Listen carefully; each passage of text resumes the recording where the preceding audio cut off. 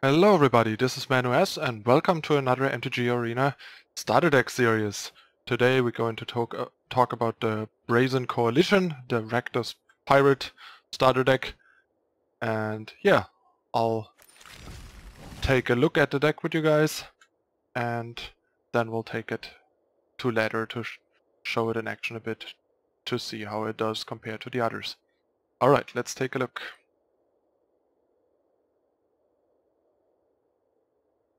Okay, Arena. There we go. Okay, so we have a lot of 1-drops here because this is the most aggressive starter deck so far. What we have here is 2 Grasping Scoundrel, a 1/1 pirate that is a 2/1 when it's attacking, 2 Buccaneer, they are 1 mana 2/2 as long as you have a pirate to show for, another pirate to show for from your hand, 2 Fanatical Firebrand, another 1/1 haste pirate that allows you to tap and sacrifice it to deal a damage to any target. And then we have 2 more 1-drop pirates in Raking Runner. It's a 1/1 first strike that with raid gets a +1/+1 counter when it enters the battlefield, so make sure to attack and then drop that little guy as an undercasted threat. Then we have March of the Drowned as a one-off. Return target creature card from your graveyard to your hand, and instead you can choose to return 2 pirate cards from your graveyard to your hand, which is actually pretty powerful for 1 mana, so if your deck is all pirates, that card is actually really impressive for a raise that type common card. And last but not least, we have 2 Magma Spray to give the deck some cheap interaction early on. And then we have a lot of 2-drops as well. Dire Fleet Poisoner, pretty nice card, 2/2 flash, Death Touch, that gives an attacking pirate you control +1/+1 and Death Touch when it enters the battlefield, so a pretty nice combo trick and very solid 2-drop all in one. Phasm Fleet Captain, another one of the powerful 2-drop rares of the deck. It's a 2/1 ManuS for 2, not super flashy but solid, and if it's attacking and you control another non-token pirate, you may pay 2 to create another 2/2 black pirate token with ManuS. Then we have a Kitesail Freebooter, another pirate 1/2 flying that lets you temporarily strip your opponent of a non-creature, non-land card and exile it for as long as you have the Freebooter. Phasm Fleet Firebrand, nothing splashy here, but it's another pirate and has decent offensive capabilities.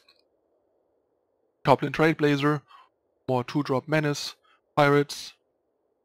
Storm Fleet Swashbuckler, another 2-drop pirate that, while early on is super underwhelming, is the kind of 2-drop that later can become surprisingly powerful again.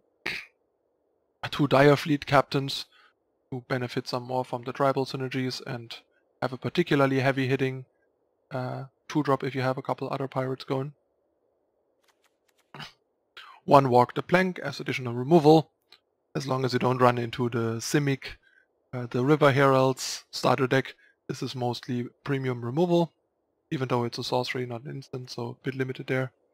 1 Abrade, 1 Lightning Strike as additional situational instant speed 2-cost removal, and a Buccaneer's Bravado as pirate tribal combo trick. Then we have the usual 2 Forerunners, in this case of the Coalition. Lets you fetch some pirates, and whenever another pirate enters the battlefield under your control, each opponent loses 1 life, so gives you some reach. Another rare, Captain Lannery Storm, helps you either color fix and accelerate your mana, or just is a 3/2 haste every turn if you just use the treasure to pump her, basically. And sometimes you can use it for both if you have an instant, for example. Some more removal. Not the best removal, but it does the job. Reaver Ambush, exile a creature with power 3 or less. 2 Fiery Cannonade, because when we're all pirates, one side board sweepers, even cheap ones for small stuff, can come in very handy to keep attacking and putting the opponent on the back foot. A Fell Flagship, another rare, another pirate tribal card, buffing all our pirates by +1, having a decent trigger when it hits the opponent, and the +1 buff on pirates makes it very easy to crew, like most, even some of our 1-drops can crew it easily. And then we have Pirate's Cutlass, another pirate equipment that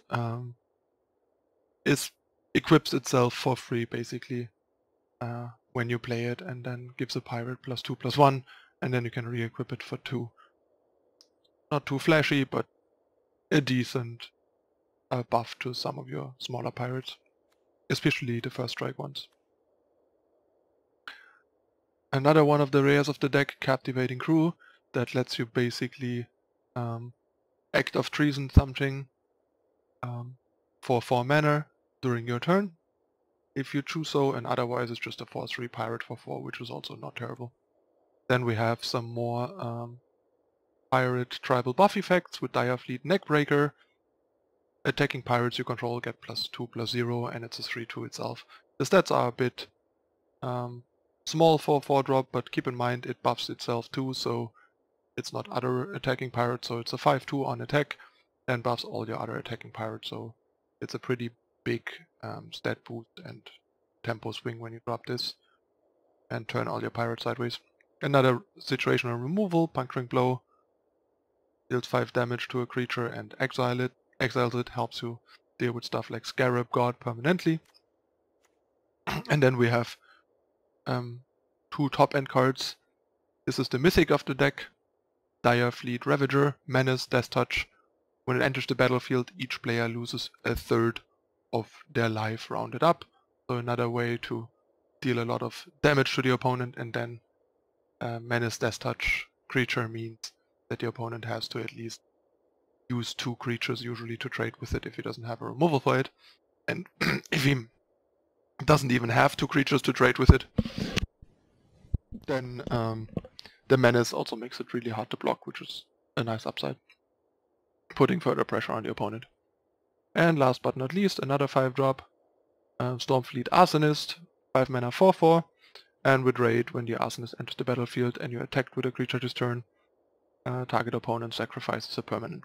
Pretty underwhelming, honestly, because they will usually have something they don't really care about anymore at that point to just sacrifice. And then we just get like a 5 mana 4/4, so not the most impressive. And then we have 23 lands only here, due to the fairly low curve. Although with the amount of 4s and some 5s that the deck has, I would still probably want to run 4. So I could easily see going, for example, just cutting the Arsonist that I talked about, that's quite bad, and add another land. And it's a bit sad that we once again only get 2 duels in this one. I really wonder what their criteria are, or how many duels one of these decks does and does not get. Anyway, that's it for the deck list. That's the Brazen Coalition, the Rakdos Pirate aggro deck. Looks pretty cool, looks also quite good in terms of card quality. I could easily see this being the best, or at least among the best starter decks. So let's jump into some games and see if it performs as well as it looks, because I think it looks actually pretty promising. So I hope it lives up to the appearance. So don't go anywhere. The first game is starting now. See you in game 1.